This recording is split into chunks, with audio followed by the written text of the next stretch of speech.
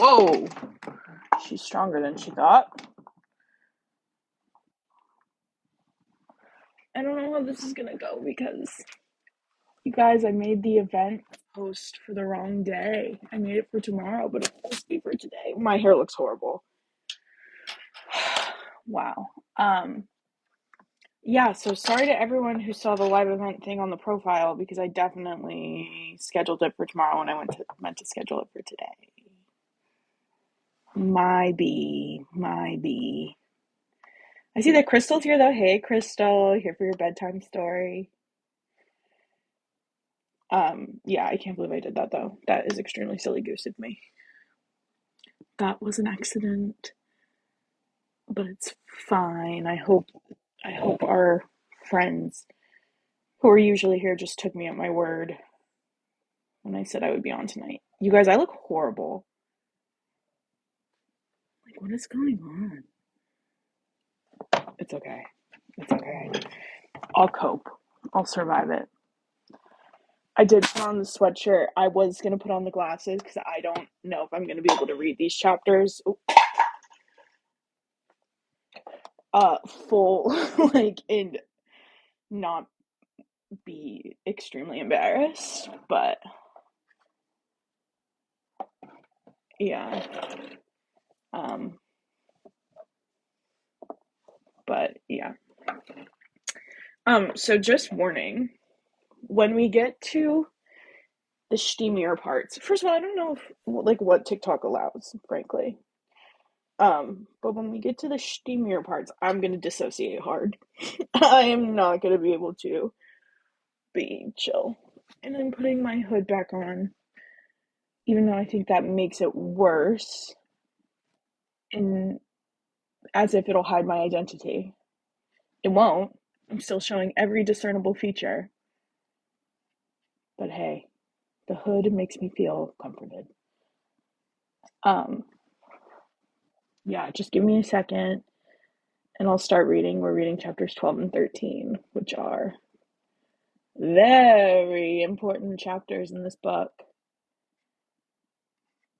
But foist, I'm catching up on my group chat.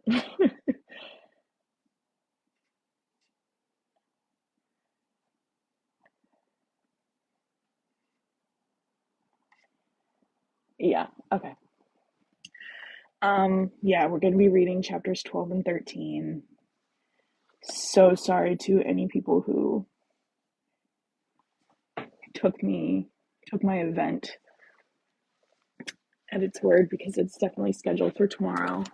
And I don't think I will be on tomorrow because I need to go touch grass and talk to actual people and go to the club because whilst I'm living through Penelope, she is a fictional character and I'm a woman. Woman. Yeah, so I will not be on tomorrow. I will be on tonight, but tomorrow I'm going to the club and I don't want any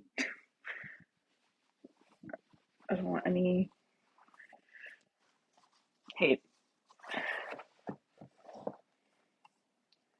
Um, but yeah, we're going to read chapters 12 and 13. Hi, Erin. 12 and 13 are that girl, truly. Okay, so let's just do a quick recap. What we read last night, Cressida announced she was Lady Whistledown, but Colin didn't really give a fuck because all he cared about was that he got to hold Pen's hand for like 5 minutes while she read Cressida to filth. And she said, let's recall this because I think, hey, might it come up later. She said, it would break my heart if Lady Whistledown was someone like Cressida Cowper or like something along those lines. Let's see exactly what she said, and then I'll start the new chapters. Ooh, and Penn hit her with it. That's your prerogative. She said, I always liked Lady Whistledown, and it would break my heart if she turned out to be someone like Lady Twombly. Let's keep that in the forefront of our mind whilst we continue reading this book. I don't think it's coming up in the next two chapters, because we got we got other stuff happening in chapter 12 and 13. Um, and if by chance you know me in real life, whilst I read these chapters, no, you do not. Do not ask me about it. It did not happen. Okay. Chapter 12. It wasn't until Colin woke up the following morning that he realized he still hadn't apologized to Penelope. Strictly speaking, it probably was no longer necessary that he do so, even though they'd barely spoken at the Macclesfield ball the night before. They seemed to have forged an unspoken truce. Still, Colin didn't think he'd feel comfortable in his own skin until he spoke the words, "I'm sorry." It was the right thing to do. He was a gentleman, after all. And besides, he'd rather fancied seeing her that morning. He'd gone to number 5 for breakfast with his family, but he wanted to head straight for home after seeing Penelope, so he'd hopped into his carriage for the trip to the Featherington home on Mount Street, even though the distance was short enough to make him feel utterly lazy for doing so. He smiled contentedly and laid back against the squabs, watching the lovely springtime scene roll by his window. It was one of those perfect sorts of days when everything simply felt right.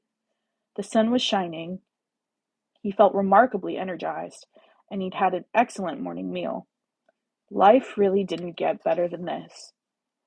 And he was going over to see Penelope. Colin chose not to analyze why he was so eager to see her. That was the sort of thing an unmarried man of 33 didn't generally care to think about. Instead, he simply enjoyed the day, the sun, the air, even the 3 neat townhouses he passed on Mount Street before spying Penelope's front door. There was nothing remotely different or original about them, but it was such a perfect morning that they seemed unusually charming, butted up next to each other, tall and thin and stately, with their gray Portland stone. It was a wonderful day, warm and serene, sunny and tranquil, except that just as he started to rise from his seat, a short flurry of movement across the street caught his eye. Penelope. She was standing on the corner of Mount and Penter Streets, the far corner, the one that would not be visible to anyone looking out a window in the Featherington home, and she was climbing into a hired hack. Interesting. Colin frowned, mentally smacking himself on the forehead. It wasn't interesting. What the hell was he thinking? It wasn't interesting at all.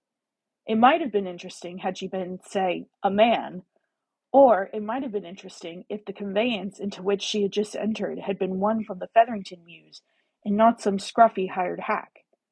But no, this was Penelope, who was certainly not a man, and she had entered a carriage by herself, presumably heading into some completely unsuitable location, because if she were doing anything proper and normal, she'd be in a Featherington conveyance, or better yet, with one of her sisters, or a maid, or anyone, just not, damn it, by herself. This wasn't interesting. It was idiotic. Let's pause here. I'm so sorry to do it, but I have to light my hot man candle. 1, because he's being hot, because he's worrying about her safety. And 2, because we're reading about a hot man. I'll be so quick. Oak moss and amber.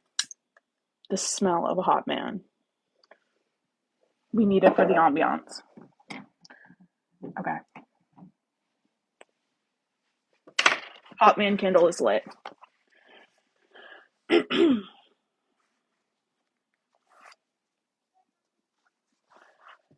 wasn't interesting, it was idiotic. Fool, woman, he muttered, hopping down from his carriage with every intention of dashing towards the hack, wrenching the door open and dragging her out. But just as his right foot left the confines of his carriage, he was struck by the same madness that led him to wander the world. Curiosity. Several choice curses were grumbled under his breath, all of them self-directed. He couldn't help it. It was so unlike Penelope to be taking off by herself in a hired act. He had to know where she was going. And so, instead of forcibly shaking some sense into her, he directed his driver to follow the hack as they rolled north toward the busy thoroughfare of Oxford Street, where, Colin reflected, surely Penelope intended to do a bit of shopping. There could be any number of reasons she wasn't using the Featherington carriage. Perhaps it was damaged, or one of their horses had taken ill, or Penelope was buying someone a gift and wanted to keep it a secret. No, that wasn't right. Penelope would never embark on a shopping expedition by herself. She would take a maid, or one of her sisters, or even one of his sisters, to stroll along Oxford Street by herself, was to invite gossip. A woman alone was practically an advertisement for the next Whistledown column. Or used to be, he supposed. It was hard to get used to a life without Whistledown. He hadn't realized how accustomed he'd been to seeing it at his breakfast table whenever he was in town. And speaking of Lady Whistledown, he was even more certain than ever that she was none other than his sister Eloise. He had gone over to number 5 for breakfast with the express purpose of questioning her, only to be informed that she was still feeling poorly and would not be joining the family that morning. It had not escaped Colin's notice, however, that a rather hefty tray of food had been sent up to Eloise's room. Whatever ailed his sister, it had not affected her appetite. He hadn't made any mention of his suspicions at the breakfast table. Truly, he saw no reason to upset his mother, who would surely be horrified at the thought. It was difficult to believe, however, that Eloise, whose love of discussing scandal was eclipsed only by her thrill at discovering it,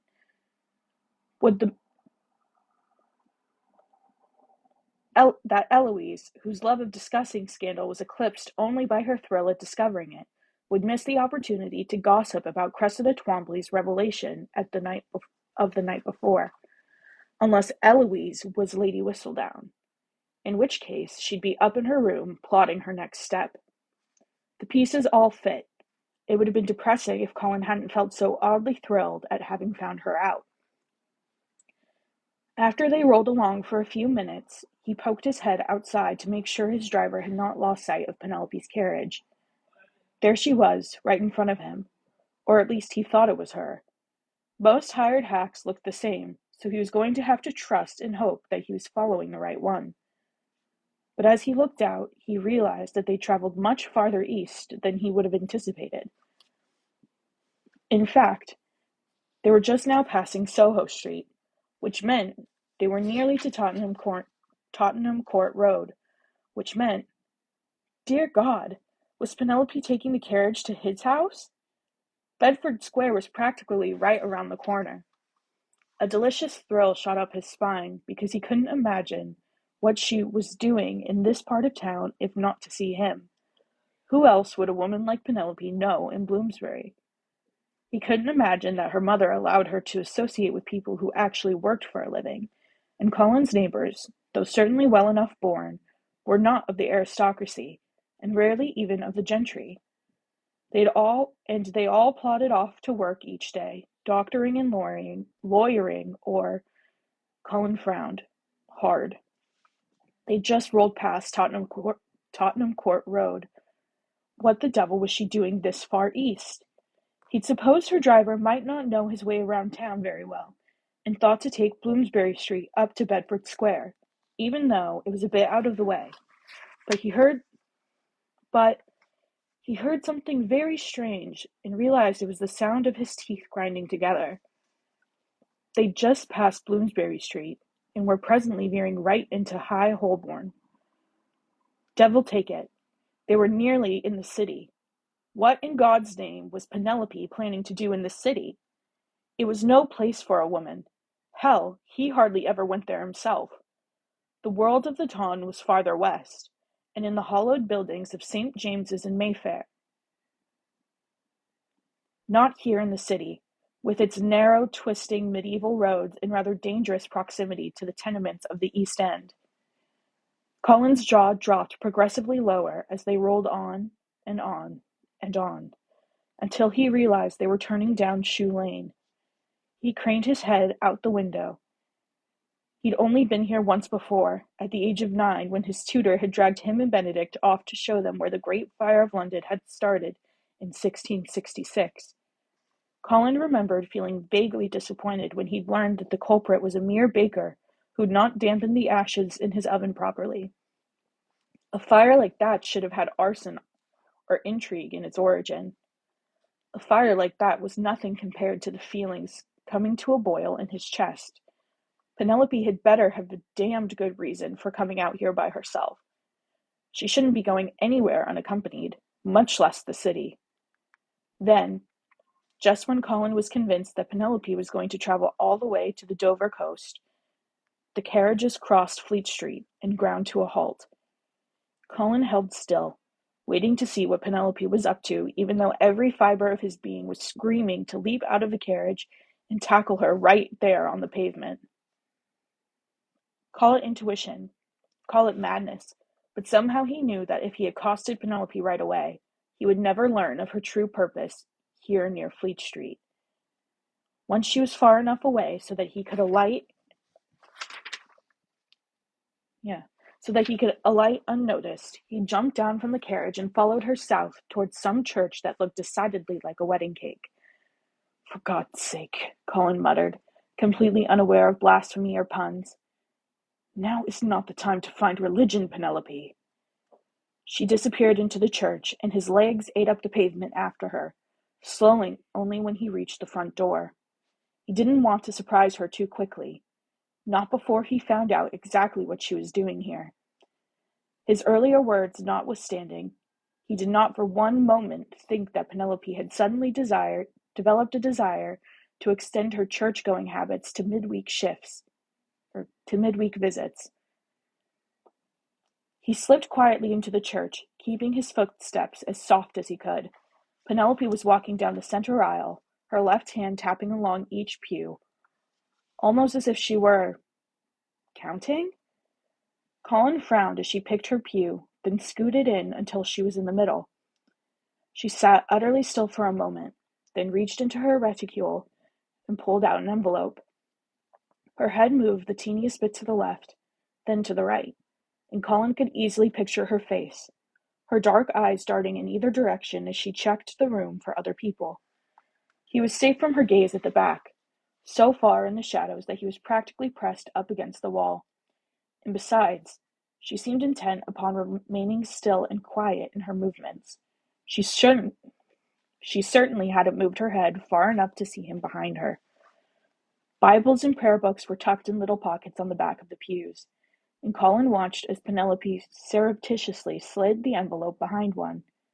Then she stood and edged her way out towards the center aisle. That was when Colin made his move. Stepping out of the shadows, he strode purposefully toward her, taking grim satisfaction in the horror on her face when she saw him. Call, she gasped. That would be Colin, he drawled, grasping her arm just above the elbow. His touch was light, but his grip was firm, and there was no way she could think that she might make an escape. Smart girl that she was, she didn't even try. But smart girl that she was, she did attempt to play at innocence. Colin! She finally managed to get out. What a surprise, she gulped. Yes, I'm sure it is. Her eyes darted to the door, to the nave, to anywhere but to the pews where she'd hidden her envelope. I've never seen you here before. I've never been before. Penelope's mouth moved several times before her next words emerged. It's quite appropriate, actually, that you'd be here. Because, do you know the story of St. Bride's? He'd raised one brow. Is that where we are? Penelope was clearly trying for a smile, but the result was more of an open-mouthed, idiot sort of look. Normally, this would have amused him, but he was still angry with her for taking off on her own, not giving a care to her safety and welfare. But most of all, he was furious that she had a secret. Not so much that she'd kept a secret. Secrets were meant to be kept. And he couldn't blame her for that. Rational as it was, he absolutely could not tolerate the fact that she had a secret. She was Penelope. She was supposed to be an open book. He knew her. He'd always known her. And now it seemed he'd never known her. Yes, she finally replied, her voice squeaking on the word. It's one of Wren's churches, actually. You know, The ones he did after the Great Fire. They're all over the city, and actually, it's my favorite. I do so love the steeple. Don't you think it looks like a wedding cake? She was babbling. It was never a good sign when someone babbled. It generally meant they were hiding something.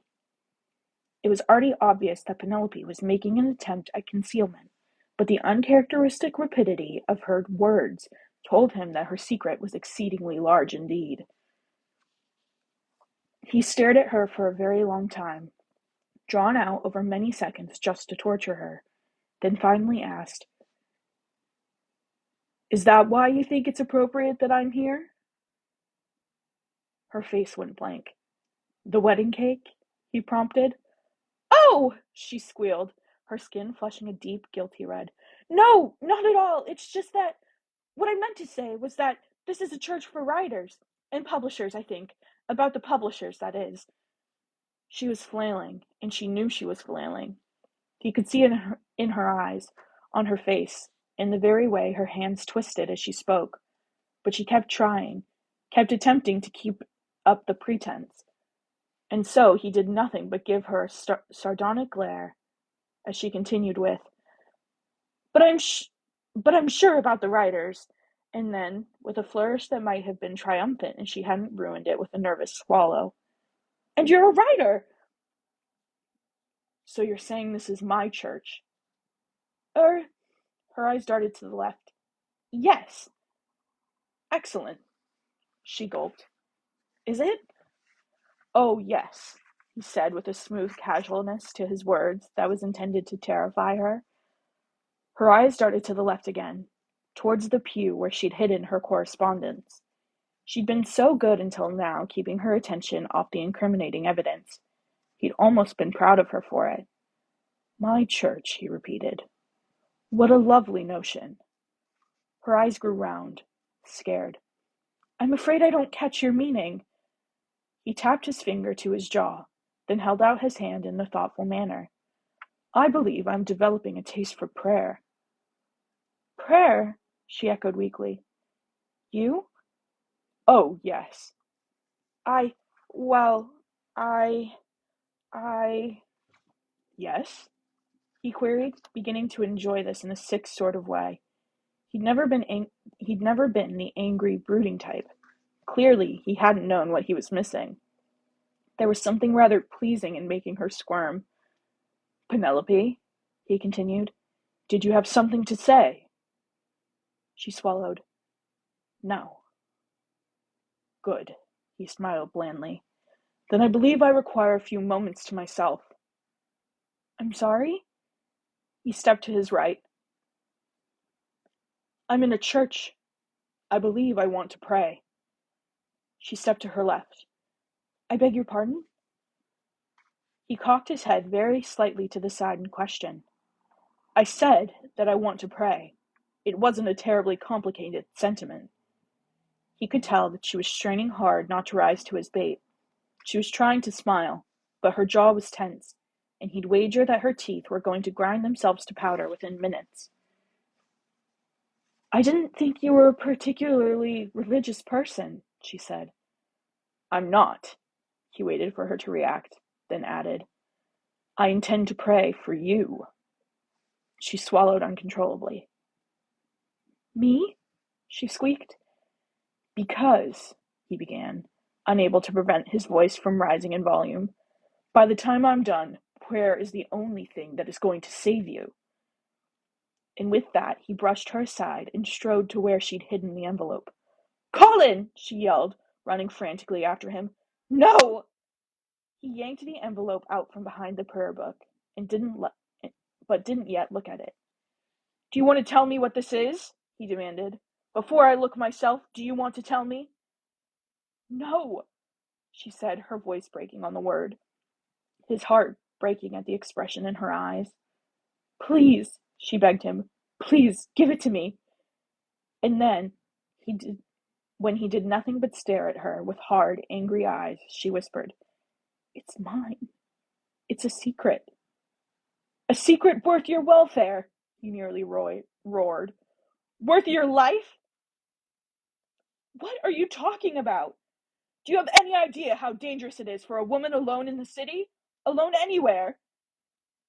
All she said was, "Colin, please." She reached for the envelope, but still held out. She reached for the envelope, still held out of her reach. And he didn't know, suddenly he didn't know what he was doing. This wasn't him. This insane fury, this anger, it couldn't be his. And yet it was. But the troubling part was, it was Penelope who had made him thus. And what had she done? Traveled across London by herself? He was rather irritated at her for her lack of concern for her own safety, but that paled in comparison to the fury he felt at her keeping of secrets. His anger was entirely unwarranted, and he had no right to expect that Penelope share her secrets with him.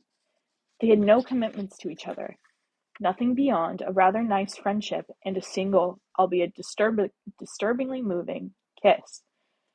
He certainly wouldn't have shared his journals with her if she hadn't stumbled upon them herself. "Colin," she whispered, "please, don't." She'd seen his secret writings. Why shouldn't he see hers? Did she have a lover? Was all that nonsense about never having been kissed exactly that? Nonsense? Dear God, was this fire burning in his belly? Jealousy? "Colin," she said again, choking now, placing her hand on his, trying to prevent him from opening the envelope. Not with strength, for she could never match him on that, just with her presence. But there was no way he could have stopped himself at that point. He would have died before surrendering that envelope to her unopened. He tore it open, and Penelope let out a strangled cry and ran from the church. Colin read the words, and then he sank to the pew, bloodless, breathless. "Oh my God," he whispered. "Oh my God." By the time Penelope reached the outer steps of St. Bride's Church, she was hysterical, or at least as hysterical as she'd ever been. Her breath was coming in short, sharp gasps, tears pricked her eyes, and her heart felt as if it wanted to throw up, if such a thing were possible. How could he have done this? He followed her. Followed her! Why would Colin follow her? What would he have to gain? Why would he? She suddenly looked around. "Oh, damn!" she wailed, not caring if anyone heard her. The hack had left. She'd given specific instructions to the driver to wait for her, that she'd only be a minute, but he was nowhere in sight. Another transgression she could lay at Colin's door. He delayed her inside the church, and now the hack had left, and she was stuck here on the steps of St. Bride's Church, in the middle of the city of London, so far from her home in Mayfair that she might as well have been in France. People were staring at her, and any moment now she was sure to be accosted, because who had ever seen a gently bred lady alone in the city, much less one who was so clearly on the verge of a nervous attack? Why had she been so foolish as to think he was the perfect man? She'd spent half her life worshipping someone who was never even real, because the Colin she knew, no, the Colin she thought she knew, clearly didn't exist. And whoever this man was, she wasn't even sure she liked him. The man she'd loved so faithfully over the years never would have behaved like this. He wouldn't have followed her. Oh, very well, he would have, but only to assure himself of her safety. But he wouldn't have been so cruel, and he certainly wouldn't have opened her private correspondence. She had read 2 pages of his journal, that was true, but they hadn't even been in a sealed envelope. She sank into the steps and sat down, the stone cool even through the fabric of her dress. There was little she could do now besides sit here and wait for Colin. Only a fool would take off on foot by herself so far from home. She supposed she could hail a hack on Fleet Street, but what if they were all occupied?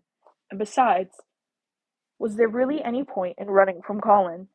He knew where she lived, and unless she decided to run to the Orkney Islands, she wasn't likely to escape a confrontation. She sighed. Colin would probably find her in the Orkneys, seasoned traveler that he was. and she didn't even want to go to the Orkneys. She choked back a sob. Now she wasn't even making sense. Why was she so fixated on the Orkney Islands? And then there was Colin's voice behind her, clipped and so very cold. "Get up," was all he said.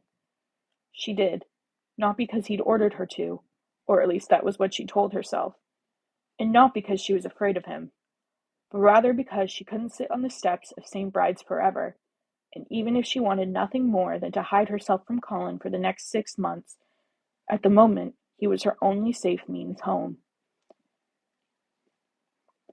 He jerked his head towards the street, into the carriage. She went, climbing up as she heard Colin give the driver her address and then instruct him to take the long way. Oh, God. They'd been moving a good 30 seconds before he handed her the single sheet of paper that had been folded into the envelope she'd left in the church. "I believe this is yours," he said. She gulped, looking down. Not that she needed to. She already had the words memorized. She'd written and rewritten them so many times the previous night, she didn't think they'd ever escape her memory. "There is nothing I despise more than a gentleman who thinks it is amusing to give a lady a condescending pat on the hand as he murmurs, 'It is a woman's prerogative to change her mind.' And indeed, because I feel one should always support one's words with one's actions, I endeavor to keep my opinions and decisions steadfast and true, which is why, gentle reader, when I wrote my column of the 19th of April, I truly intended it to be my last. However, events entirely beyond my control, or indeed beyond my approval, forced me to put my pen to paper one last time. Ladies and gentlemen, this author is not Lady Cressida Twombly. She is nothing more than a scheming impostor, and it would break my heart to see my years of hard work attributed to one such as her. Lady Whistledown's Society Papers, 21st of April, 1824. Who saw that coming? Pens whistle down. Penelope refolded the paper with great precision, using the time to try and compose herself and figure out what on earth she was supposed to say at a moment like that. Finally,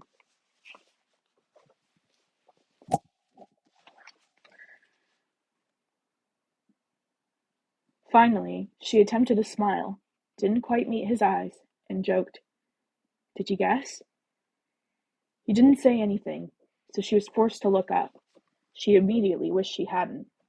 Colin looked completely unlike himself. The easy smile that always tugged at his lips and good humor forever lurking in his eyes. They were all gone, replaced by harsh lines and cold, pure ice. The man she knew, the man she'd loved for so long, she didn't know who he was anymore. "I'll take that as a no," she said shakily. "Do you know what I'm trying to do right now?" he asked, his voice startling aloud against the rhythmic clip-clop of the horse's hooves. She opened her mouth to say no, but one look at his face told her he didn't desire an answer, so she held her tongue. "I am trying to decide what, precisely, I am most angry with you about," he said, "because there are so many things, so very many things, that I am finding it extraordinarily difficult to focus upon just one." It was on the tip of Penelope's tongue to suggest something. Her deception was likely a place to start. But on second thought, now seemed an excellent time to hold her counsel. "First of all," he said, the terribly even tone of his voice suggesting that he was trying very hard to keep his temper in check. And this was, in and of itself, rather disturbing, as she hadn't been aware that Colin even possessed a temper. "I cannot believe you were stupid enough to venture into the city by yourself, and in a hired hack, no less." "I could hardly go by myself in one of our own carriages," Penelope blurted out, before she remembered that she'd meant to remain silent. His head moved about an inch to the left. She didn't know what that meant, but she couldn't imagine it was good. especially since it almost seemed as if his neck were tightening as it twisted. "I beg your pardon?" he asked, his voice still that awful blend of satin and steel. Well, well, now she had to answer, didn't she?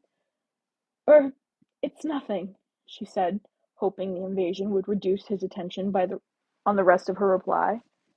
"Just that I'm not allowed to go out by myself." "I am aware of that," he bit off. "There's a damned good reason for it, too." "So, if I wanted to go out by myself," she continued, choosing to ignore the second part of his reply, "I couldn't very well use one of our carriages. None of our drivers would agree to take me here." "Your drivers," he snapped, "are clearly men of impeccable wisdom and sense." Penelope said nothing. "Do you have any idea what could have happened to you?" he demanded, his sharp mask of control beginning to crack. Very little, actually," she said, gulping on the sentence. "I've come here before, and—" "What?" His hand closed over her upper arm with painful force. "What did you just say?" Repeating it seemed almost dangerous to her health. So, Penelope just stared at him, hoping that maybe she could break through the wild anger in his eyes and find the man she knew and loved so dearly. "It's only that I need to leave an urgent message for my publisher," she explained. "I send a coded message, then he knows where to pick up my note. He knows to pick up my note here." "And speaking of which," Colin said roughly, snatching the folded paper back from her hands, "what the hell is this?" Penelope stared at him in confusion. "I would have thought it was obvious. I'm—" "Yes, of course, you're bloody Lady Whistledown. And you've probably been laughing at me for weeks, as I insisted it was Eloise." His face twisted as he spoke, nearly breaking her heart. "No!" she cried out. "No, Colin, never! I would never laugh at you!" But his face told her clearly that he did not believe her. There was humiliation in his emerald eyes, something she'd never seen there, something she'd never expected to see. He was a Bridgerton. He was popular, confident, self-possessed. Nothing could embarrass him. No one could humiliate him, except, apparently, her. "I couldn't tell you," she whispered, desperately trying to make that awful look in his eyes go away. "Surely you knew I couldn't tell you." He was silent for an agonizingly long moment, and then, as if she'd never spoken, never tried to explain herself, he lifted the incriminating sheet of paper into the air and shook it, completely disregarding her impassioned outcry. "This is stupidity," he said. "Have you lost your mind?" "I don't know what you mean." "You have a perfectly good escape just waiting for you. Cressida Twombly was willing to take the blame for you." And then suddenly his hands were on her shoulders, and he was holding her so tightly she could barely breathe. "Why couldn't you just let it die, Penelope?" His voice was urgent, his eyes blazing. It was the most feeling she'd ever seen in him, and it broke her heart that it was directed towards her in anger and in shame. "I couldn't let her do it," she whispered. "I couldn't let her be me." End of chapter 12.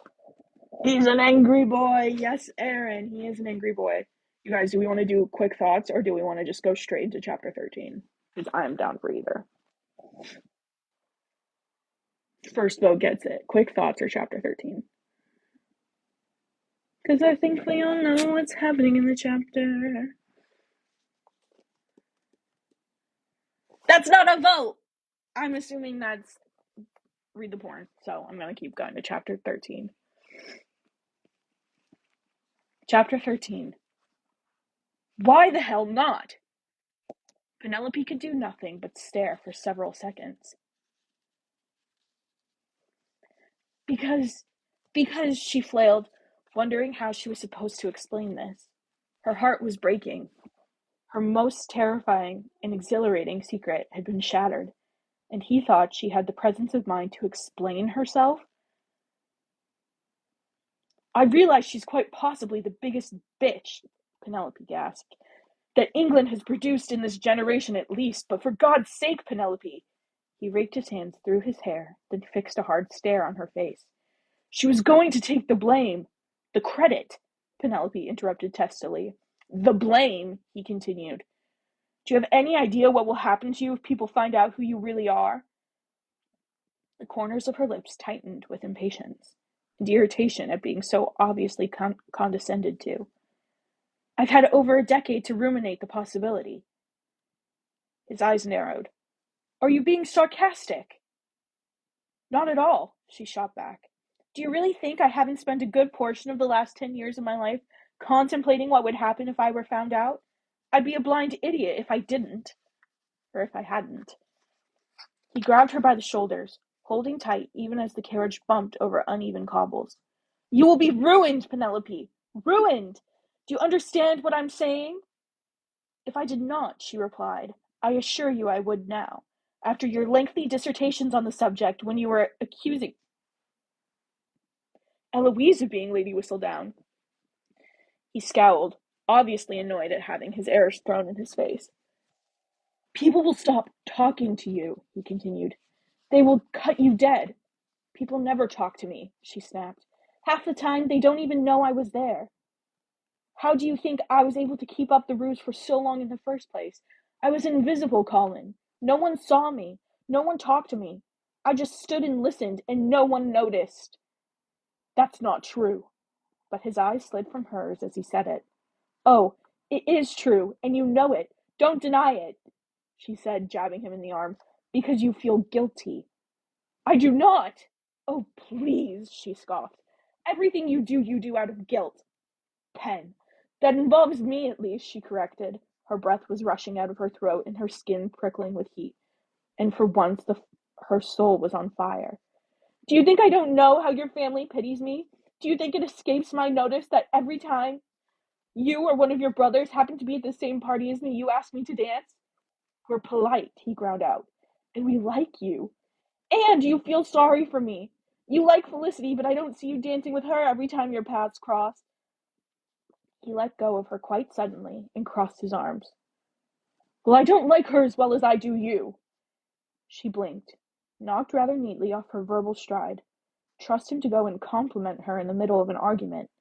Nothing could have disarmed her more.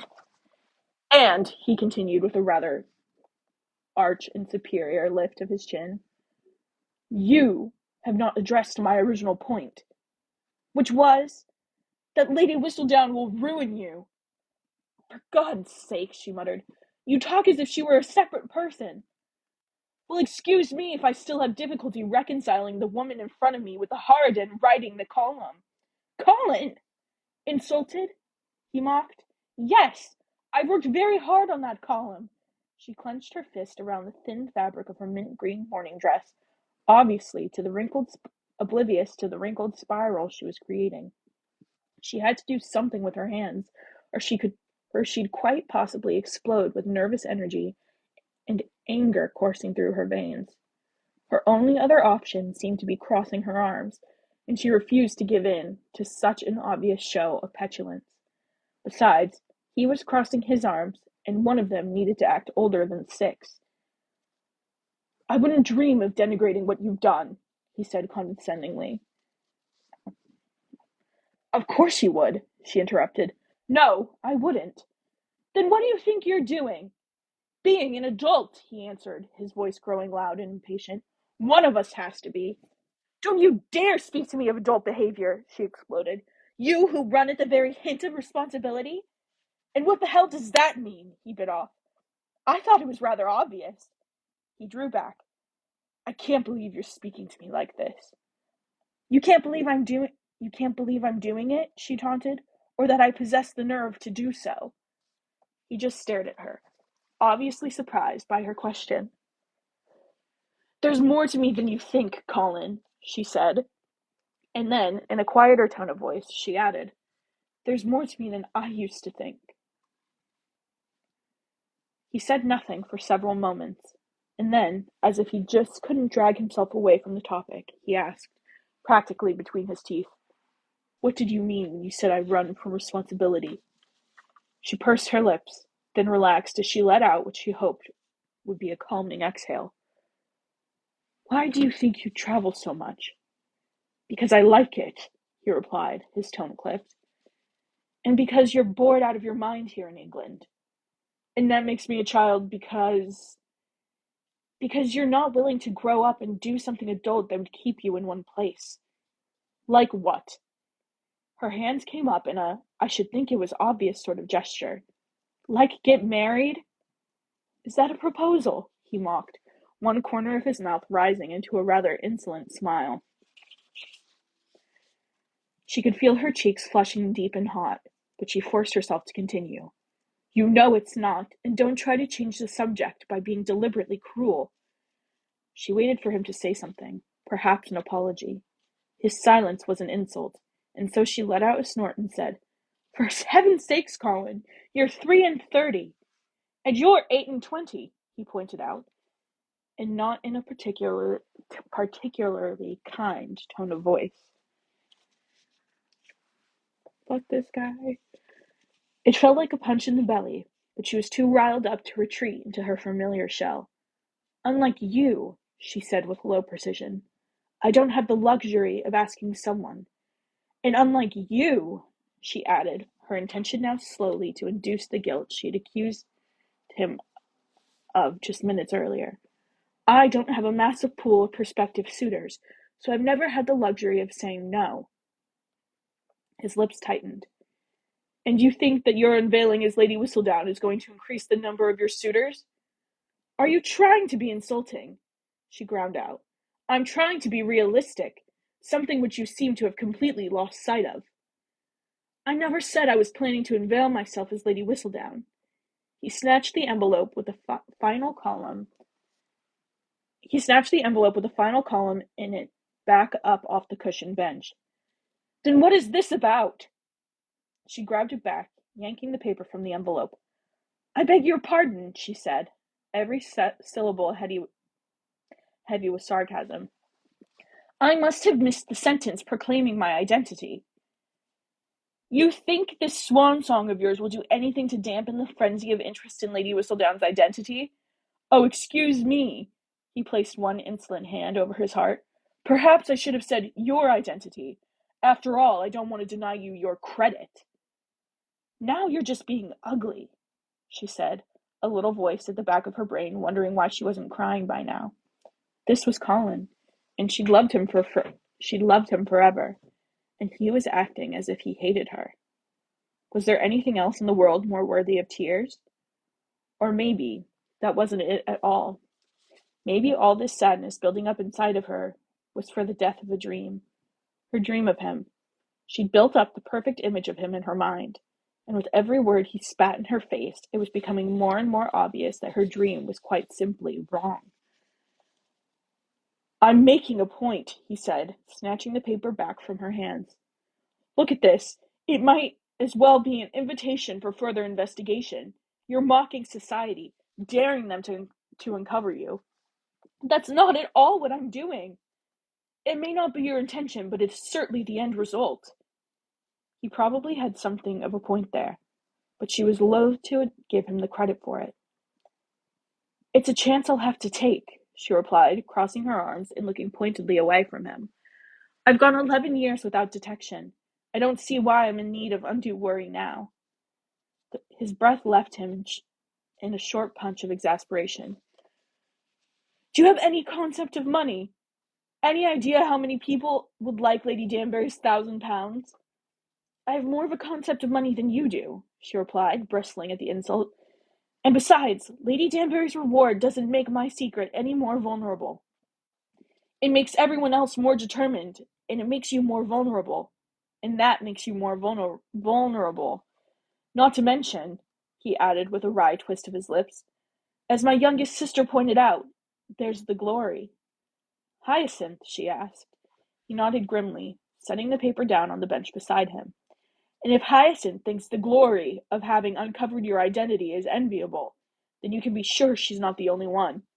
It may very well be why Cressida is pursuing her stupid ruse. Cressida's doing it for the money, Penelope grumbled. I'm sure of it. Fine, it doesn't matter why she's doing it. All that matters is that she is. And once you dispose of her with your idiocy, he slammed his hand against the paper, causing Penelope to wince with as a loud crinkle filled the air. Someone else will take her place. This is nothing I don't already know, she said, mostly because she couldn't bear to give him the last word. Then for the love of God, woman, he burst out, let Cressida get away with her scheme. She is the answer to your prayers. Her eyes snapped up at him. You don't know my prayers. Something in her tone hit Colin squarely in the chest. She hadn't changed his mind, hadn't even budged it, but he couldn't seem to find the right words to fill the moment. He looked at her, and then he looked out the window, his mind absently focused on the dome of St. Paul's Cathedral. We really are taking the long way home, he murmured. She didn't say anything. He didn't blame her. It had been a stupid non sequitur, words to fill the silence and nothing else. If you let Cressida, he began. Stop, she implored him. Please don't say any more. I can't let her do it. Have you really thought about what you'd gain? She looked at him sharply. Do you think I've been able to think of anything else these past few days? He tried another tactic. Does it truly matter what people know you were Lady Whistledown? You know you were. You know you were clever and fooled us all. Can't that be enough? You're not listening to me! Her mouth, her mouth remained frozen open, like an odd, incredulous oval, as if she couldn't quite believe that he didn't understand what she was saying. I don't know. I don't need for people to know it was me. I just need for them to know it wasn't her. But clearly you don't mind if people think someone else is Lady Whistledown, he insisted. After all, you've been accusing Lady Danbury for weeks. I had to accuse someone, she explained, and Lady Danbury asked me point blank who I thought it was, and I couldn't very well say myself. Besides, it wouldn't be so very bad if people thought it was Lady Danbury. At least I like Lady Danbury. Penelope, how would you feel if your journals were published with Nigel Burbrook as the author? She demanded. Nigel Burbrook can barely string 2 sentences together, he said with a derisive snort. I hardly think anyone would believe he could have written my journals. As an afterthought, he gave her a little nod as an apology, since Burbrook was, after all, married to her sister. Try to imagine it, she ground out, or substitute whoever you think is similar to Cressida. Penelope, he sighed, it's not you. You can't compare the two. I'm not you. You can't compare the two. Besides, if I were to publish my journals, they would hardly ruin me in the eyes of society. She deflated in her seat, sighing loudly, and he knew that his point had been well made. Good, he announced. Then it is decided. We'll tear this up. He reached her with a sheet of paper. No! She cried out, practically leaping from her seat. Don't! But you just said. I said nothing, she shrilled. All I did was sigh. Oh, for God's sake, Penelope, he said testily. You clearly agreed with. She gaped at his audacity. When did I give you leave to interpret my sighs? He looked at the incriminating paper, still held in his hands, and wondered what on earth he was meant to do with it at this moment. And anyway, she continued, her eyes flashing with an anger and fire that made her almost beautiful.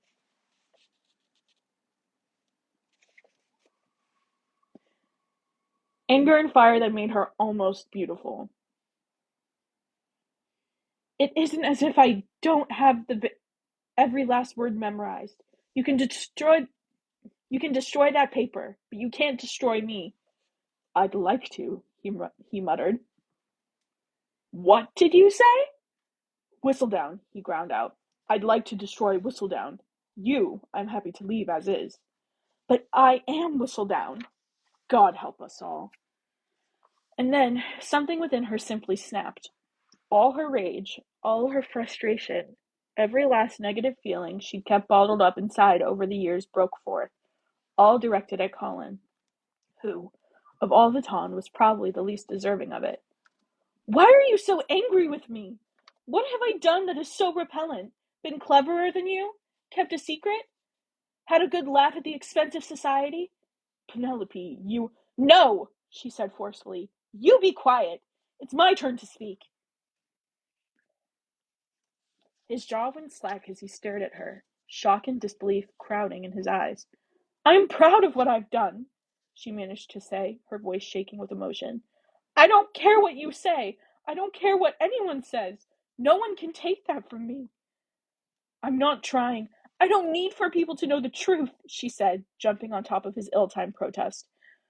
But I will be damned if I allow Cressida Twombly, the person who... Her entire body was trembling now, as memory after memory swept over her, all of them bad. Cressida, renowned for her grace and carriage, tripping and spilling punch on Penelope's gown that first year, the only one her mother had allowed her to buy that wasn't yellow or orange. Cressida, sweetly begging young bachelors to ask Penelope to dance, her request made with such volume and fervor that Penelope could only be mortified by them. Cressida saying before a crowd how worried she was about Penelope's appearance, that it's just not healthful to weigh more than 10 stone at our age, she cooed. Penelope never knew whether Cressida had been able to hide her smirk following the barb. She'd fled the room, blinded by tears, unable to ignore the way her hips jiggled as she ran away. Cressida had always known exactly where to stick her sword, and she'd known how to twist her bayonet. It didn't matter that Eloise remained Penelope's champion, or that Lady Bridgerton always tried to bolster her confidence. Penelope had cried herself to sleep more times than she could remember, always due to some well-placed barb from Cressida Cowper Twombly.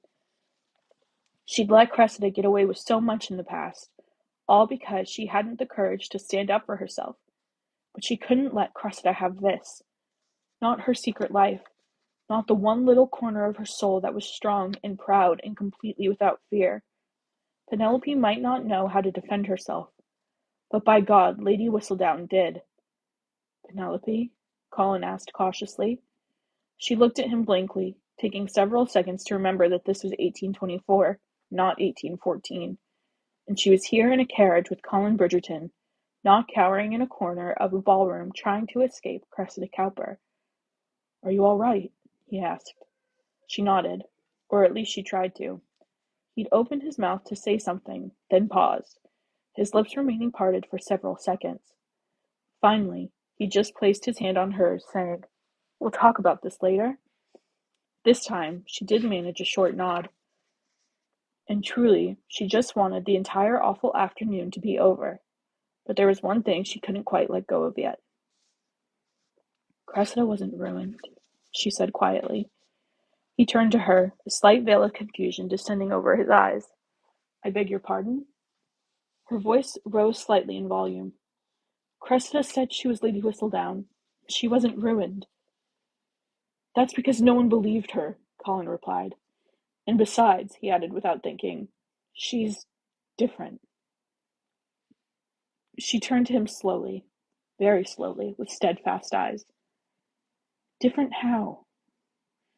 Something akin to panic began to pound in Colin's chest. He'd known he wasn't saying the right words, even as they'd spilled from his lips. How could one little sentence, one little word, be so very wrong? She's different. They both knew what he'd meant. Cressida was popular. Cressida was beautiful. Cressida could carry it all off with aplomb. Penelope, on the other hand, she was Penelope Featherington, and she hadn't the clout nor the connections to save her from ruin. The Bridgertons could stand behind her and offer support, but even they wouldn't be able to prevent her downfall. Any other scandal might have been manageable, but Lady Whistledown had, at one time or another, insulted almost every person of consequence in the British Isles. Once people were over their surprise, that was when the unkind remarks would begin. Penelope wouldn't be praised for being clever or witty or daring. She'd be called mean and petty and jealous. Colin knew the ton well. He knew how his peers acted. The aristocracy was capable of individual greatness, but collectively, they tended to sink to the lowest common denominator, which was very low indeed. I see, Penelope said into the silence. No, he said quickly. You don't. No, Colin, she said, sounding almost painfully wise. I do. I suppose I just always hoped you were different. His eyes caught hers, and somehow his hands were on her shoulders, gripping her with such intensity that she couldn't possibly look away. He didn't say anything, letting his eyes ask his questions.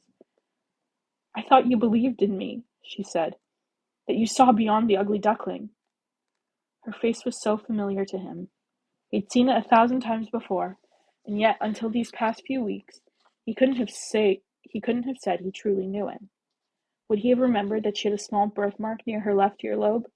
Had he ever noticed the warm glow of her skin, or that her brown eyes had flecks of gold in them right near the pupil? How had he danced with her so many times and never noticed that her mouth was full and wide and made for kissing? She licked her lips when she was nervous. He'd seen her do that just the other day.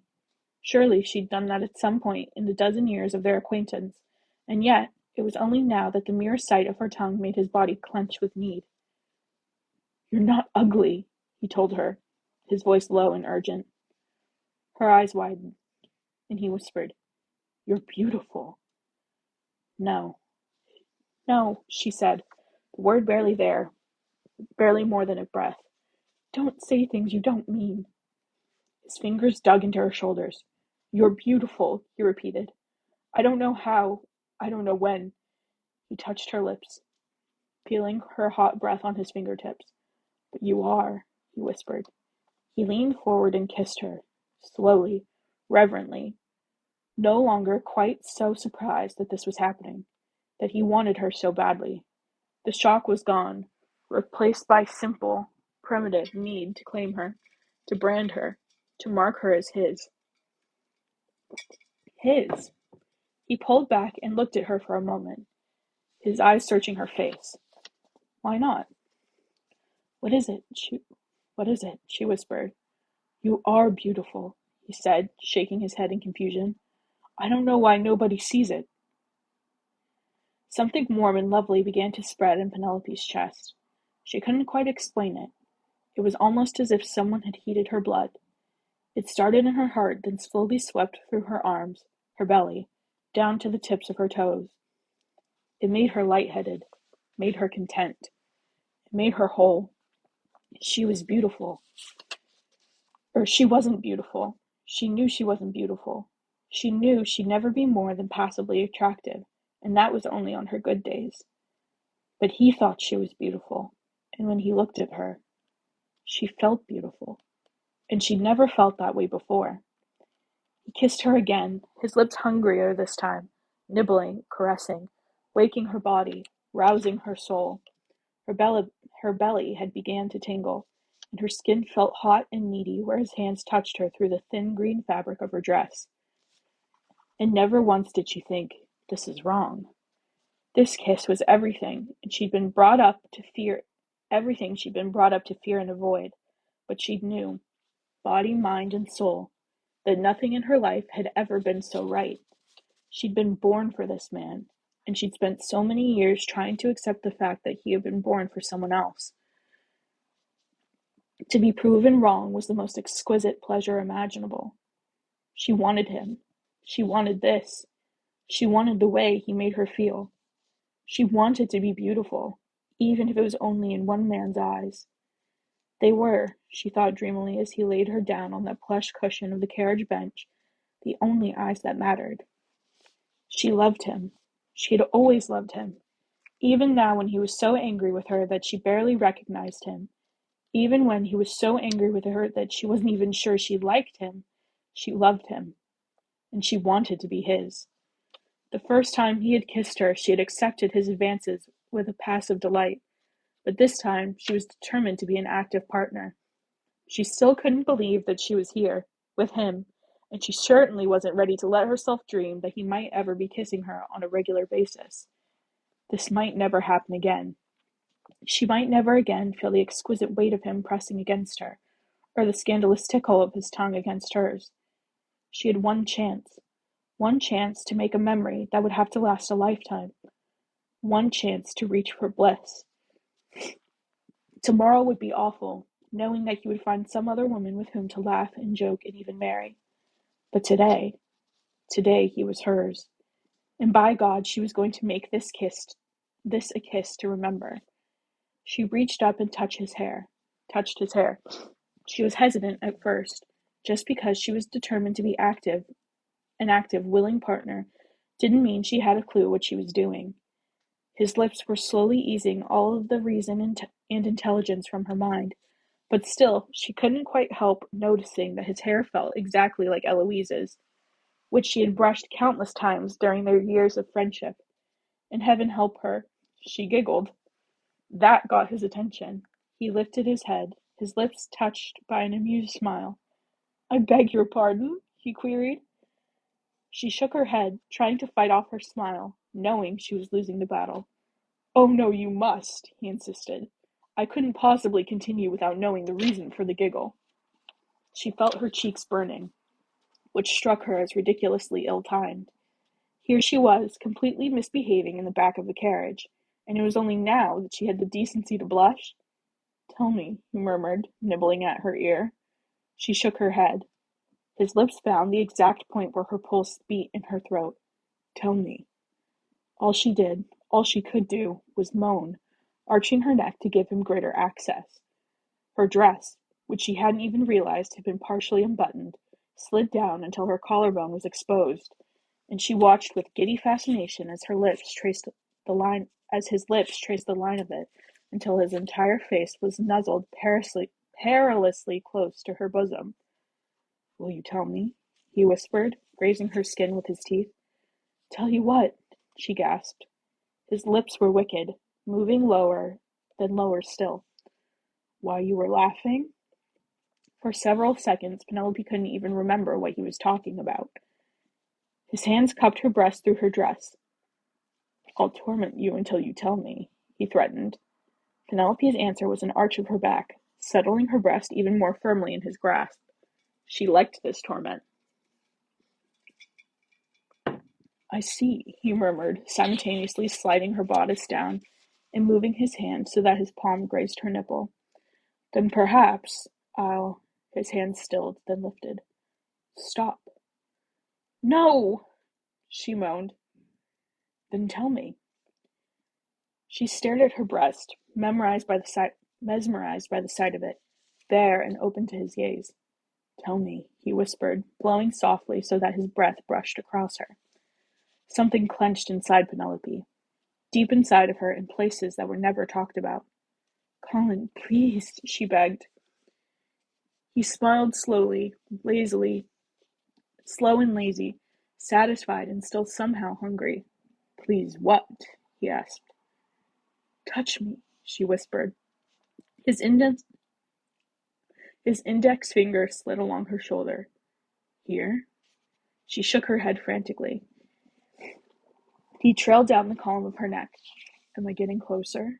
He murmured. She nodded, her eyes never leaving her breast. He found her nipple again, his fingers tracing slow, tantalizing spirals around it, then on it, and all the while she watched, her body growing tighter and tighter, and all she could hear was her breath, hot and heavy from her lips. Then, Colin! Her name flew out of his mouth in a strangled gasp. Surely he couldn't. His lips closed around her, and before she even felt more than the heat of him, she bucked off the bench in surprise, her hips pressing shamelessly against him, then settled back down as he ground against her, holding her immobile as he pleasured her. I can't do the moaning. Oh, Colin, she gasped, her hands flying around to his back, pressing desperately into his muscles, wanting nothing other than to hold him and keep him and never let him go. He yanked at his shirt, pulling it free from the waist of his breeches, and she followed his cues by slipping her hands under the fabric and running them along the hot skin of his back. She'd never touched a man this way. She'd never touched anyone like this, except maybe herself, and even then it wasn't like she could easily reach her own back. He groaned when she touched him, then tensed when her fingers skimmed along his skin. Her heart leaped. I thought someone was knocking at my door. Sorry. He groaned when she touched him, then tensed when her fingers skimmed along his skin. His heart leaped. He liked this. He liked the way she was touching him. She hadn't the least clue what to do with herself, but he liked it just the same.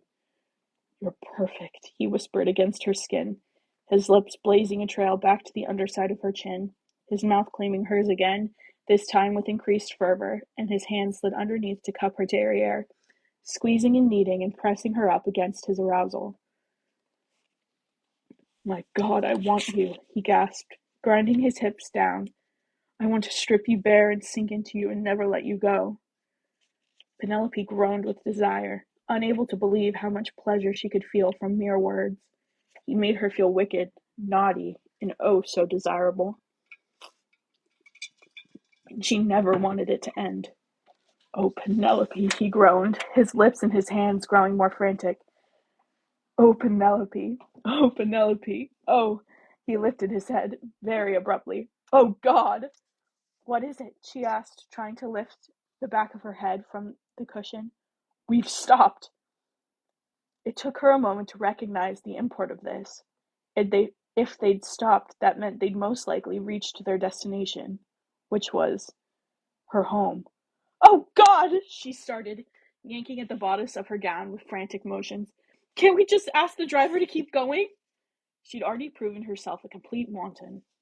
There seemed little harm at this point in adding "shameless" to her list of behaviors. He grabbed the bodice for her and hauled it into place. "What is the possibility your mother won't have noticed my carriage in front of your house yet?" "Fairly good, actually," she said, "but Brierly will have done." "Your butler will recognize my carriage?" he asked in disbelief. She nodded. "You came by the other day. He always remembers things like that." His lips twisted in a grimly determined manner. "Very well, then," he said. "Make yourself presentable." "I can race up to my room," Penelope said. "No one will see me." "I doubt that," he said ominously, tucking in his shirt and smoothing his hair. "No, I assure you." "And I assure you," he said, leaping on top of her words. "You will be seen." He licked his fingers, then ran them through his hair. "Do I look presentable?" "Yes," she lied. In truth, he looked rather flushed, with swollen lips and hair that didn't remotely adhere to a current style. "Good." He hopped down from the carriage and held out his hand. "You're coming as well?" she asked. He looked at her as if she'd suddenly gone daft. "Of course." She didn't move, too perplexed by his actions to give her legs the orders to step down. There was certainly no reason for him to accompany her inside. Propriety didn't really demand it, and "For God's sake, Penelope," he said, grabbing her hand and yanking her down. "Are you going to marry me or not?" End of chapter 13. End of chapter 13. He really said, "So you gonna marry me?" Or no? Because he's still bricked up, ready to walk into Featherington House. Absolutely no way he's deflated. Absolutely no way. You guys, that was so awkward. I honestly hated that. I love the story. I hated reading that.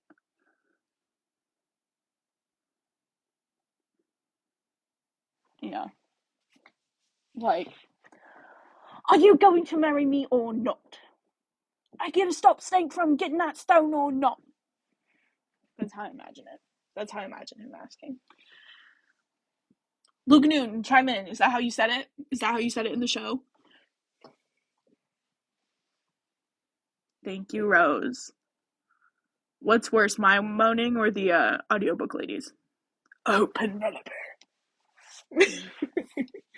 Thank you, guys. I am a slut for praise, if you didn't know. I need it. Yeah, like literally, he better be talking. He better be chatting up a storm in the bedroom. I would like to see it.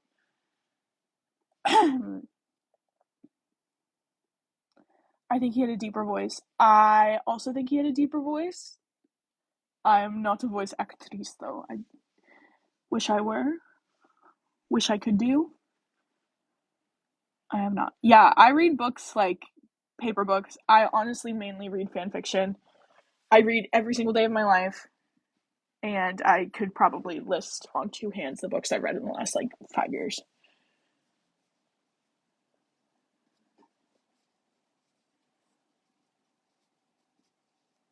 Yeah, I don't do audiobooks.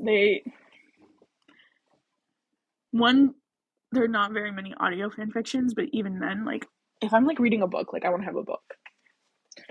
Do you think Lord Devling is still going to be a suitor by the time the scene happens? I fucking hope not. I want him out of there like beginning of episode 4, and I think carriage is going to happen at the end of episode 4. I also have a horrible, horrible feeling in my chest that I've had since December, since before we even knew that they were splitting the season, that the last episode of the first half, so like that the last scene of episode 4 is going to be him being like, get in, and then it like cuts to black. We don't even get the carriage scene in the first half, and I'll absolutely lose my marbles.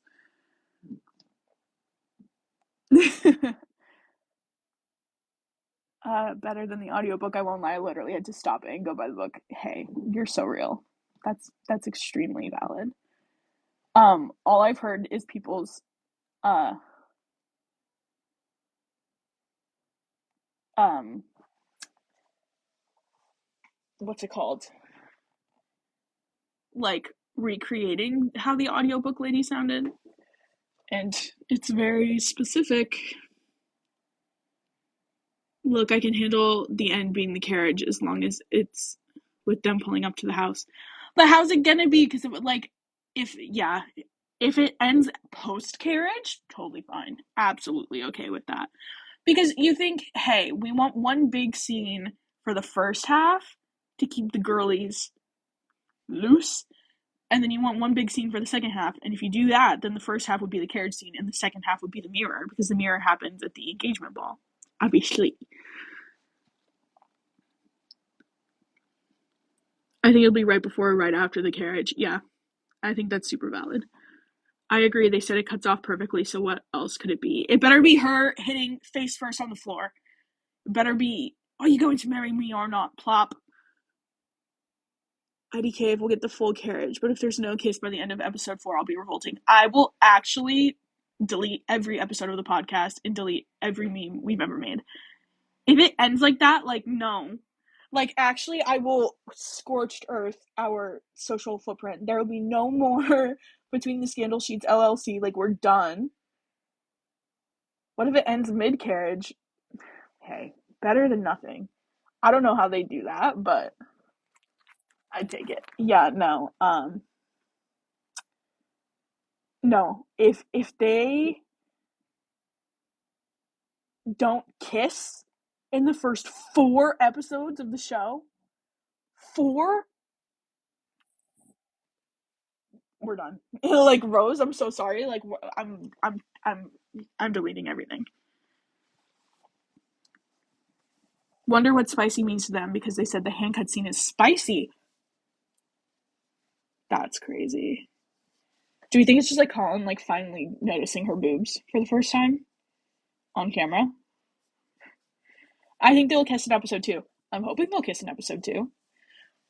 I'm thinking their first kiss might be in the guise of like the lessons, though, like how she asked for the first kiss, so she thinks it doesn't count in the book.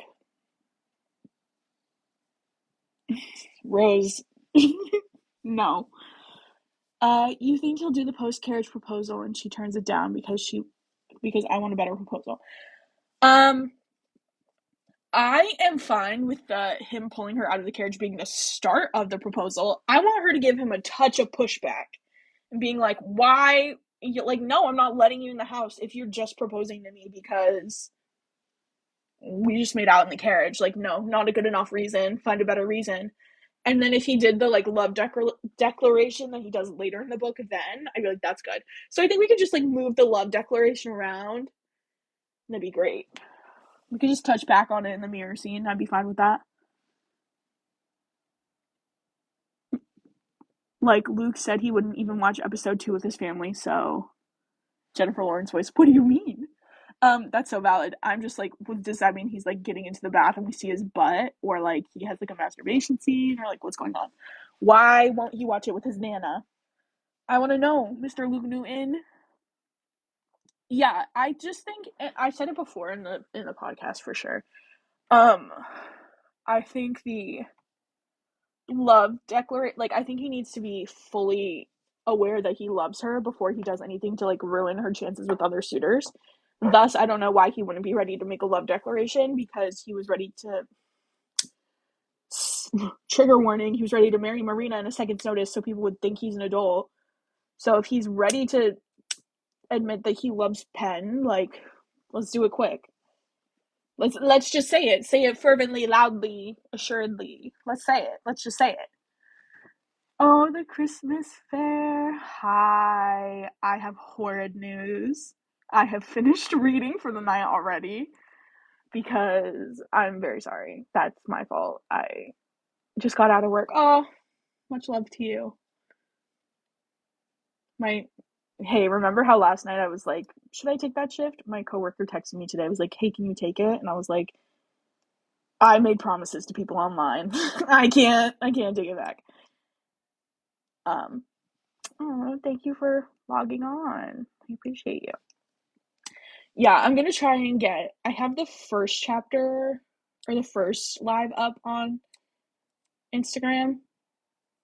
Or not Instagram, geez. The first live up on YouTube. So I'll try and put the other ones up tonight. This one I'm embarrassed to let continue to see the light of day, I'm gonna be honest. Um Yeah, no, I didn't tell him that. I just said I was busy. Which I am busy. I'm busy with my online friends. Um, yeah. But hey, online friends are just as valid as real life friends. They're just in different places. Um, yeah, you guys, it's so funny that this is my first time like participating in a fandom, and I'm just like, cool, make a podcast, cool, let's do lives, cool, let's make memes. Like, this is a lot of energy that I am not accustomed to. But I appreciate you all being here. Your parasocial besties, yes. Rose, are we still considered parasocial? What's our vibe? Literally in her content creator era. No, you guys should have seen the vibes I made the vines I made in like seventh grade. That's horrendously embarrassing. At least now I have like a topic, and that makes it easier for me, I think. Not the first time I've tried to be a content creator. Don't look into it. We met in real life late. We met for like an afternoon. We met for like 2.5 drinks. Hey, you guys. Lore. The lore's coming out. Anyway. Um, Rose met me in my England era. Um, yeah. But yeah, I'm really excited for the season. I'm excited how they make this scene into the show and how it changes and how it will look and how it'll look on my DVD when I burn it onto a DVD or VCR, even if I need to. How it'll look on my flash drive. How it'll look projected upon my wall. I miss England. I miss England so bad, dude. But also, I'm like, it's so much easier to live in America for me personally, because I just like,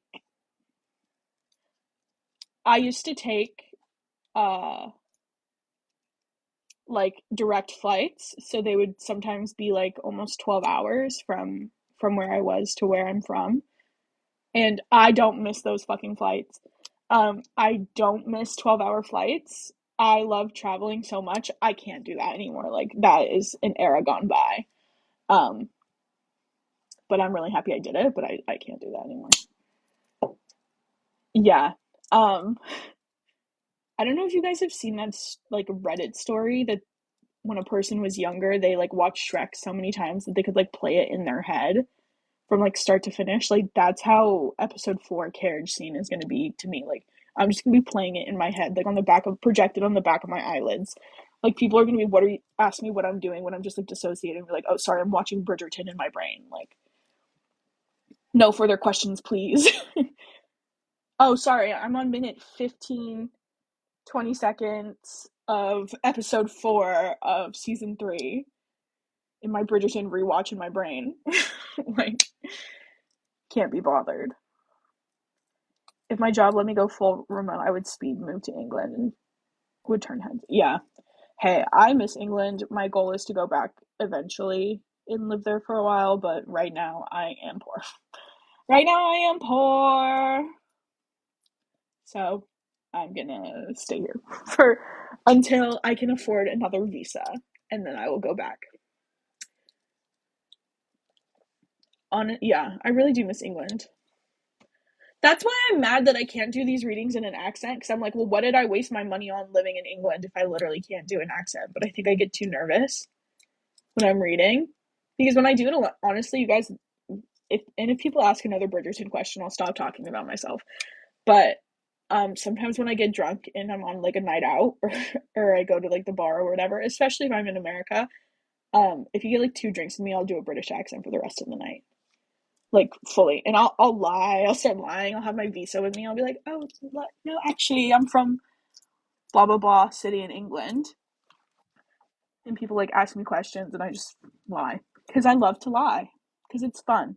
Because who cares if you lie to a man at a bar? It's probably safer for you in the long run. Just lie. It's silly. It's fun. Anyway, yeah, but I am horrendously excited for the upcoming season of Bridgerton. Worryingly excited.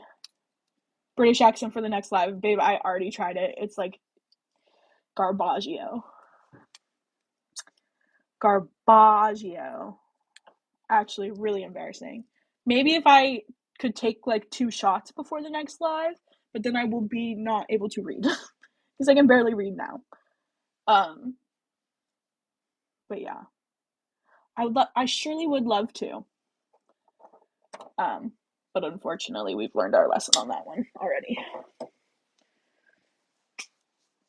Also, I get like extremely like chavvy.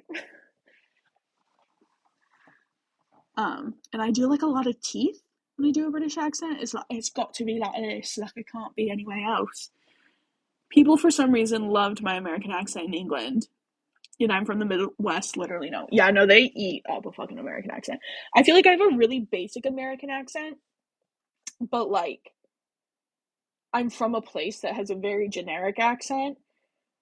But then when I drink, so here's the thing. Before I moved to England, when I would drink, I would do a British accent because it'd be like funny or like whatever accent. And then I moved to England. I was like, can't do that anymore.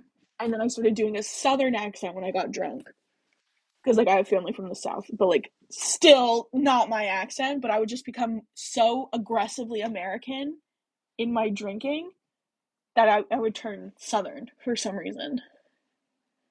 So that's just like a little fun lore. Um, yeah, but that I once upon a time my accent was better, but I've been I've been out of the motherland for a bit of time now. Not very good at it.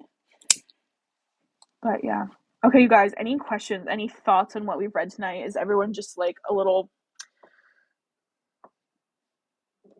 in their feels, don't want to talk about it, don't want to expose themselves? Understandable. It's okay if you got a tingle. I won't blame you. Won't blame you.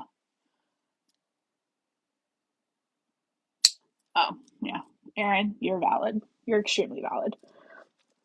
Yeah, but we got a proposal off of Colin finally after 12 years. Ooh.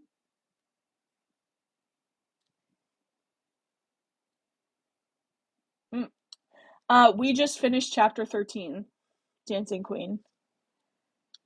I don't think I can wait till May. Abby, you're so valid. I can't wait either. I was doing a countdown on our TikTok and like there's like 1 or 2 people who appreciated it. But like I felt like it was slowing down our other memes from like getting likes, so I stopped doing it. But that being said, I still know there's like 70-ish days. Maybe, hey, it might be 69 now. Let's Google it.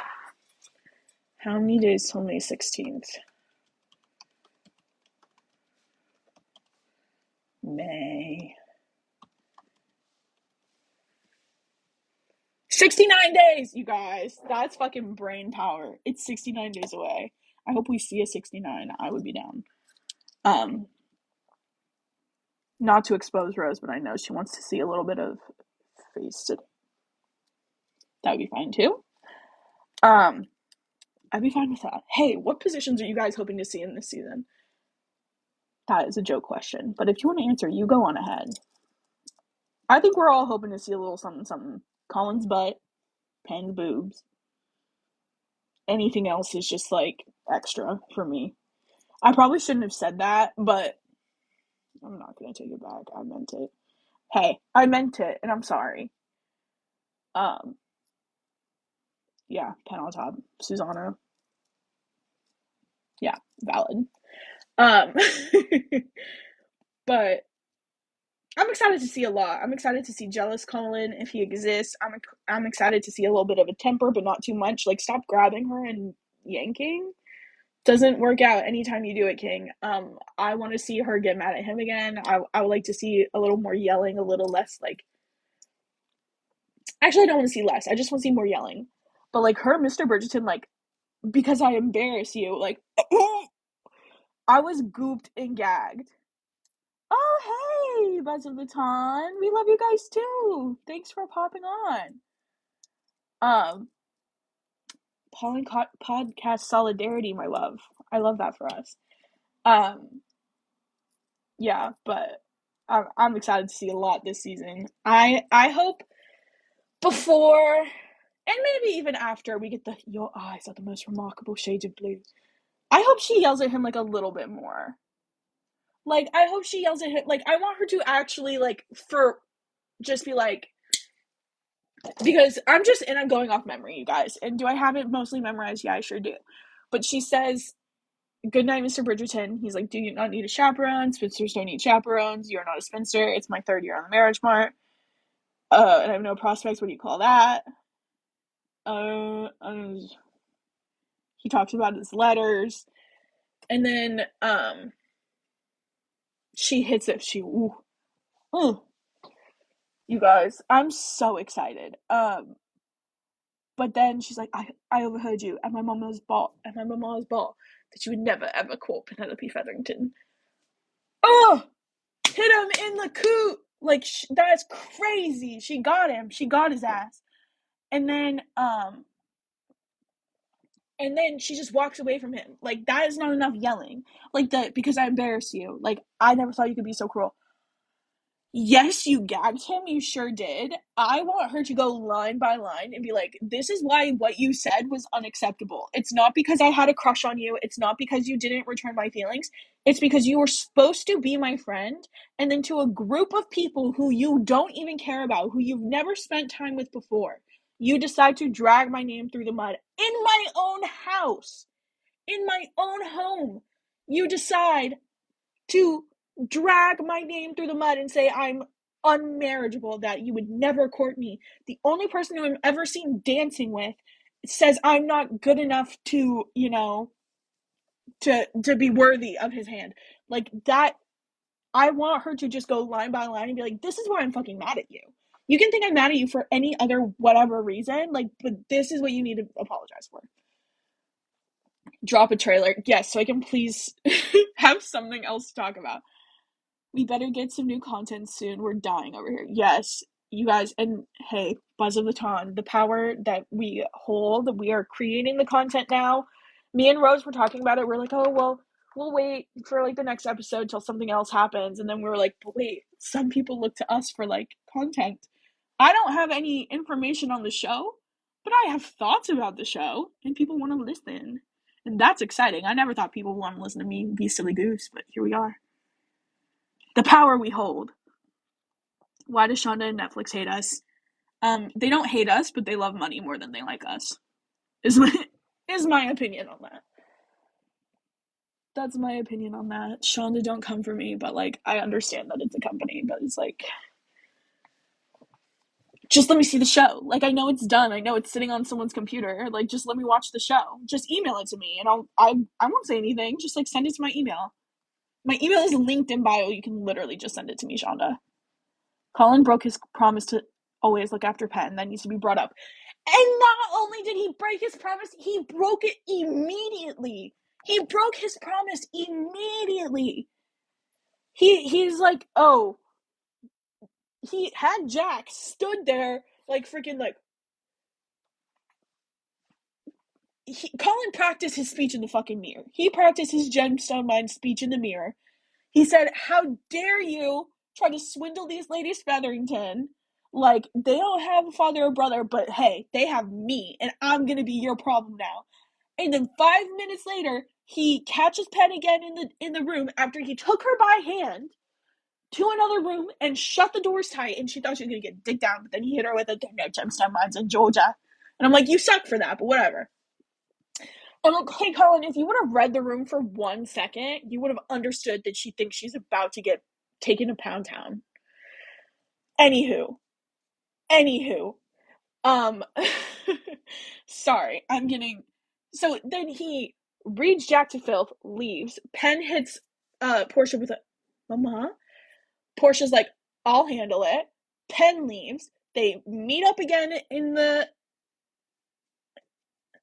dancing part, dance floor. He's like, we're dancing. Takes her by hand. After everyone just saw them leave by hand, he then takes her hand again, leads her to the dance floor. They're like staring so deeply into each other's eyes. He's like, I'll always care for you. I'll always protect you. And then what does that grimy little bitch, I love him with all my heart. Hey, I love that man so much, and I'm going to forgive him. What does that grimy little bitch do? He grabs his little fucking flask and he goes out to her garden. The first time he's not led her by hand all night, by the way. He leaves her. And then he goes and drags her name through the mud. I think that's dirty. I love him. I forgive him. I think that's fucked. Finished the book in one night. Only way I have been holding on to May is reading spicy fanfics. Hey, bomb. That is so valid. I also read it in one night, and then the next morning I Amazon express shipped, aka like 2 hour shipping, the box set to my house. And whilst waiting for my 2 hours to be allotted in the box set to arrive, I read the book again because I am a problem. But yeah, I love this book. Colin, I love that man. He's a dream man. He owes me an apology.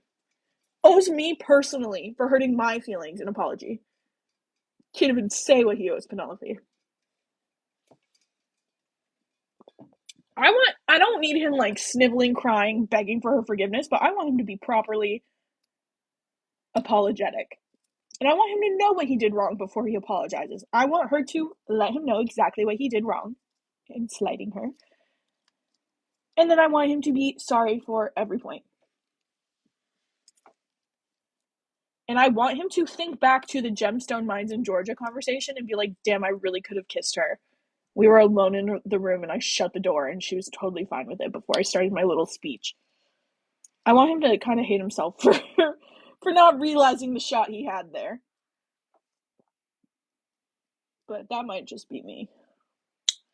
You guys, I got a Swiss Army knife. I'm playing with it. Oh, Pirate Colin? Yeah, that's the only thing getting me through my days, I think. I truly love that man. He is. Hey, Luke Newton. Luke Newton, if you're seeing this, no, you're not. Don't bring it up. Don't bring it up in our next FaceTime call, King. No, but the man that he is, that is very attractive. Colin Bridgerton is a very attractive man. They got those they got some heat tools on his hair, and damn, I'm real proud of him. I know some of our members got to meet him last summer. I applaud them.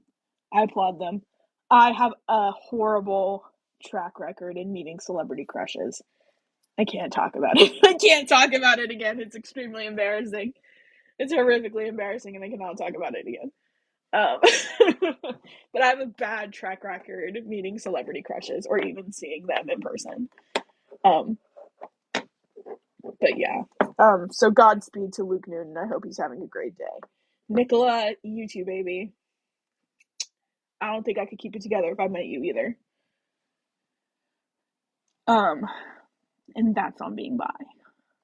But also, I'm like, Nicola is like such a goddess of a woman, but I'm like, I think maybe our age gap would make it so I could talk to her. But I don't know. That might just be me. But yeah. Um I don't think I should be put in a room with either of them. I don't think I should be put in a room with either of them. Just for my own mental health. Um yeah, but we finished reading for the night, you guys. We got a little bit of action in the carriage there. Um, I will not be reading tomorrow. It currently says that I will on the profile. I'm gonna go delete that because tomorrow I'm going to the club, hopefully. So everyone hope I find a Luke Newton lookalike or a Nicola lookalike. Hey. But yeah, I'm not gonna be reading tomorrow. I'm going to the club. I think the next reading will be. Yeah, I gotta do my little dancey dance. I gotta get this energy out. Too hyper. Um, what's next week? I don't know when I'm gonna be done with that though. Okay, well, I am going out tomorrow, so I can't do tomorrow. I can do a late recording on Monday, and if not, we're gonna have to wait till Thursday. So I can do like 10:15 Eastern Standard Time on Monday. Thoughts? Or should I just wait it out till Thursday the 14th?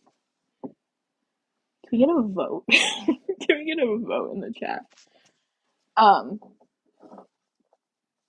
yeah, I think our option now for the next reading is going to be the 11th at 10:15 Eastern Standard Time. And I'll put it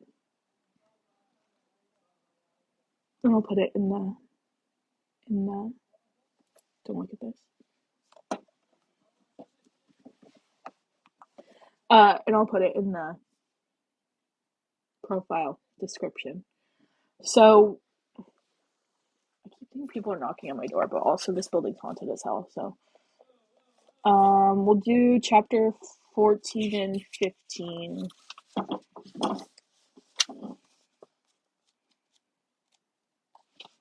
Oh, 14 is quite small. Yeah. We'll do 14 and 15 on Monday, but we'll do a late one, so it'll be like 10:15. 10:15 Eastern Standard Time on Monday the 11th will be our next reading. But yeah, and since we're done talking about the hot man candle must go out. Again, this is the Oak Moss and Amber from Bella VA Candles. This is my hot man candle. Every time we talk or read about a hot man, we have to light the hot man candle because, in my opinion, it smells like a dream man. But I have done for tonight, so I'm closing it up. But yeah, I'm gonna try and have at least the first 3 lives up on YouTube by tomorrow. So if you missed the first few, go ahead and check those out. It's gonna be in the link tree in the bio. And then, yeah. I'll go to bed. I'll see you guys on Monday. Yeah, okay. Bye.